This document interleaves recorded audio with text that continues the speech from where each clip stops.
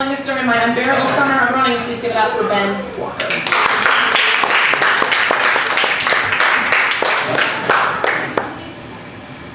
Okay, here we go. Okay, I'm done. Good. All right, like Julie said, my name is Ben, and before we get too far into my story, I want to make something perfectly clear. Even though the story is about running, and you may have seen me running around town, huffing and puffing, and I might sometimes identify as a runner, I hate running. Oh. I hate it with a passion. I hate it. Wow, I hate running. I really hate running. and I think about like running. Is anyone a runner? Nobody. Look at that. Thank you, Willow. Yeah, that's great. I went to my grandma's house in front of the car. Running is good. Running is good. I don't like it. I don't like it. Now, if you're saying, well, then you do like other physical activity, other forms of physical fitness? Yeah. Oh, yeah. I mean, I love basketball. You want to do basketball, play some one-on-one, just shoot around? Love it. I'm in. I wish I could find something where I could go shoot around in town. That'd be great. I love that. Anything else, I love it. I love doing stuff. Ryan knows I love playing catch. I love doing things like that. I love mini golf. That's really not too physical fitness, but it's movements. It's movement. I like doing things. I like doing things. But running, not so much. Running, not so much. And the reason why I don't like running is because there's no purpose to it. What do? You're not doing anything. It's like dancing with no music. What are you doing? You're not doing anything. Oh, I'm running just to get better. That's boring. I want to do something. I want to be like distracted by what I'm doing. So I can't stand running, but which is really funny because a big portion of my life has been spent running. And let me before we get going here, do some background history for me. I actually have done a lot of running, which is very unfortunate.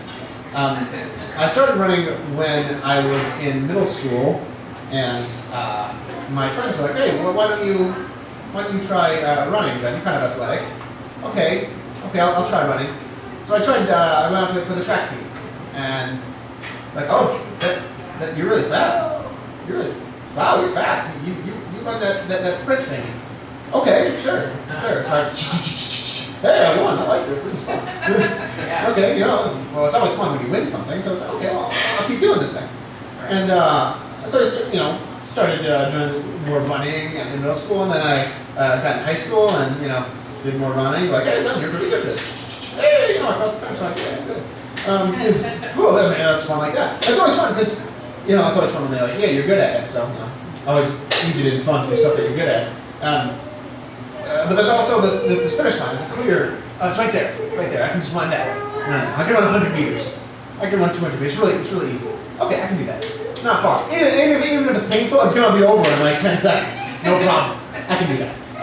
So running, great. Went to college. Hey, man, you should do a track team. Oh, no. Oh, yeah, you're fast. You should do this. Okay. So I ran track in college. And everyone's like, oh, you must really like running. No, I don't. I don't like running. And I always explain this to people. I'm like, I actually like racing because there's like a purpose to what I'm doing. So like, when you see me running around, I'm actually pretty much in agony because I don't like running. I don't like because there's no purpose. And so part of this, for me, the story is the time that I actually got conned into joining the cross country team, which is terrible, in high school. And so let me start with, I've actually had like 3 starting points now, so. Thanks, like. Three? That's good. Okay, so when I was in, when I moved into high school I started running in middle school, and I moved into high school, you have your core group of friends, and we were kind of all runners. But if you know anything about runners, is that there are some clear distinctions. There are the sprinters, and then there are the distance runners. All right. I was over here, sprinter. all my friends were over here, distance runners. So we never actually got to hang out or do anything together because whenever we were running, we did it in separate areas. Yeah. So I didn't get to like hang out with them. That wasn't fun. And they're like, oh man, you should do this distance thing. All I gotta do is just keep moving your legs. Okay, fine. Yeah, okay. So we get into high school, and they'd already started their season for cross country, and I said, okay, I'll give it a go. Now, for those of you who don't know, sprinting, I run 100 meters, not far. A cross country race is it's a 5K, 3.1 miles. 3.1 miles. Who's run a 5K? Anybody? Okay, maybe a couple? Yeah, it's really long. It's really long. So, and I tried to fit in because I wanted to be with my friends. Didn't work out at all. And I failed hard. Okay, so first practice I get there. I'm like, all right, let's start running. So, here we go.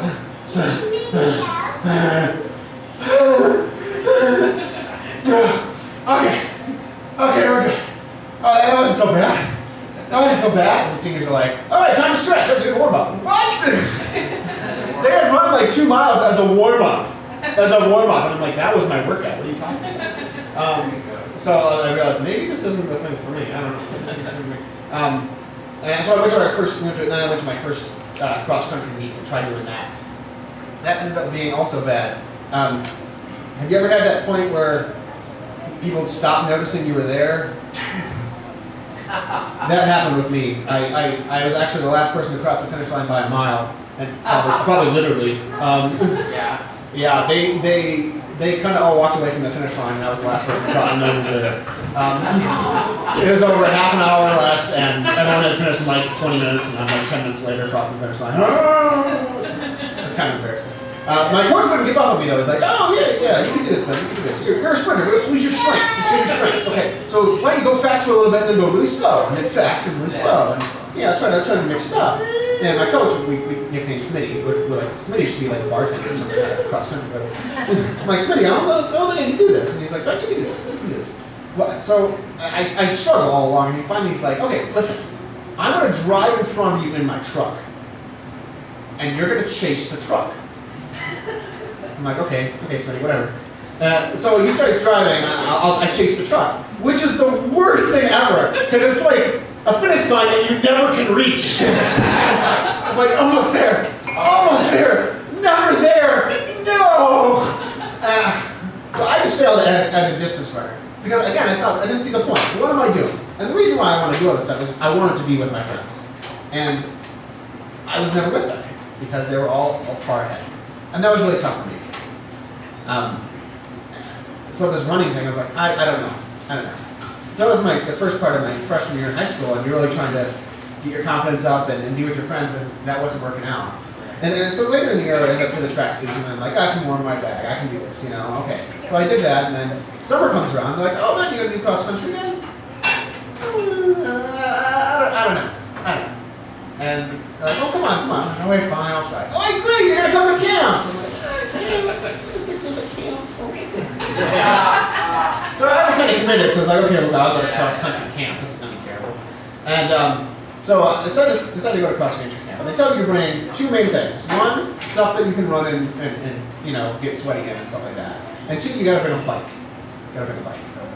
Like exercise stuff. You probably left out all like bathing stuff because teenage boys, whatever. So we bring our stuff to run in and a bike. And I remember a couple things about that summer, and a lot of it's blacked out because the one thing I remember mostly is pain. Lots and lots of pain. So much pain. I also remember euchre. We played a lot of euchre and capture the flag. We played a lot of capture the flag too. The things that we did, we would just run all the time. Just run. I hated it. And I'm trying, why am I doing this? Again, I don't like running. There's no purpose. Why am I on this team? And I'm like, I want to be with my friends. There's a reason for this. Okay, I can do this. We got to hang out a little bit more. And I started to at least kind of feel sort of in, but the team had these like people that were good at running, people that were bad at running, and I was clearly in the bad group, and it wasn't really that fun for me. And everyone else is having fun, and I'm not. And so we're doing other stuff. We had this one thing where we do like a mini triathlon. We would run and then bike and then run. And whoever got paired with me was like, Yeah. So we finished like 20 minutes after everyone else had finished. It was embarrassing. I remember we'd be playing euchre a lot. We played a lot of cards. And actually, the non-running thing was where I started to find, hey, this is why I'm actually doing this. I got to play cards, and euchre is a card game, if you don't know. And Julie did never did doesn't know how to play euchre, excuse me. You know how to play cribbage. I learned how to play cribbage. And so for euchre we played a lot, and that was really cool to start to connect with the other guys on the team and start to feel like maybe this is I can do it. I can hang out with them. I don't have to be a good runner. I don't have to be a best runner. I don't have to be a competent runner. I can just be part of the team. And maybe this is why I run. Okay. So that was kind of fun. That was kind of nice. And then there was one night I remember of Capture the Flag. And Capture the Flag was awesome for me because I could do something in short bursts. I can do that. I'm a sprinter. I can do that. I can run across the line and grab the flag. That's one of my strengths. So I really got to bond with everybody else and really feel this amazing connection. And we were, remember this one night we were doing this, and I was like, yeah, the guys were doing stuff, and then I realized that not everybody was having a good time like I was. Because I was realizing that just because I had moved up into an acceptable group doesn't mean everyone else in my group from before had. There were still plenty of guys on the team that weren't good runners, that didn't fit in. And I felt like I was somehow leaving my brothers behind. I was like, this is wrong. They should have a place on this team. They should have a place for me to run, just like I did. And so I brought it up at we had a big bonfire one of the last nights at camp. And I brought it up and said, we're not a team. We're not a team because there are some of us that are left behind that aren't, that you make fun of, that we joke. We have members of our team that you purposely make fun of. That's their purpose on the team, for you to make fun of them. And they accept that because they need a role. So that's wrong. And unfortunately, many members of that team did not take kindly to that message. And they shouted me down and said I was wrong. And said all that feeling where you thought you could be a part of something, where you finally think you're gonna figure it out, why maybe I can run. It was kind of taken away. And you think you have something right there, and it's not the only one. Which was really sad. Because like I said, all my best friends are runners. And then I didn't know what to do. So I went to bed that night. So I have one more night of camp and I'll be done. But the last night of camp, the seniors yell at everybody at midnight and get them up and do some crazy ritual. And the ritual is they get you up, scream, they're yelling and screaming at you, and you're like, what's going on? And they get you up and they race you out and say, get your bike, go, get your bike, get your bike. So you're kind of dazed and confused and you don't know what's going on. And finally, you get your bike and you're going and say, you have to follow the person in front of you. Don't get lost. You hop on the bikes and you hop on and you follow the person in front of you. And here I am, don't feel a part of this group at all. I don't feel like a runner. But here I am with this cross-country team with guys that love running. And I'm on a bike at midnight, pitch black. And all you can see is the tire in front of you. And we are bike riding at State Park down a dirt path. I feel like I'm going to die. All I can see is a tire. And I'm wondering why am I here? And the silence and the darkness and the wind in your face was something that was amazingly peaceful. Even though I felt incredibly lost at that moment, I felt somehow at peace. And we were riding in the dark, knowing that the only thing you could trust and the only thing you had to rely on was that person in front of you and the person behind you. That was it. We started picking up speed. And we keep going down the hill. Go, go, go, go, go, go, go. Going as fast as we can. And I don't know, we can't stop. And all of a sudden, we burst out of those bushes, right onto the beach. And the beach is just lit with moonlight. And all you can see is a lake. And the moon, and a bunch of boys on our bikes. That's it. And I knew at that point it was okay not to be a runner. I was chasing something that I would never actually get. And it was okay to move on from that. And coming out of those bushes on that beach was kind of a way of being slightly reborn. Being saying, I don't have to chase that dream anymore of being a runner. It's okay to not do that. So even though I sometimes do occasionally run, to work on this, the idea of running for me is something that's probably in my past because I'm done chasing something that I can't actually get. Thank you.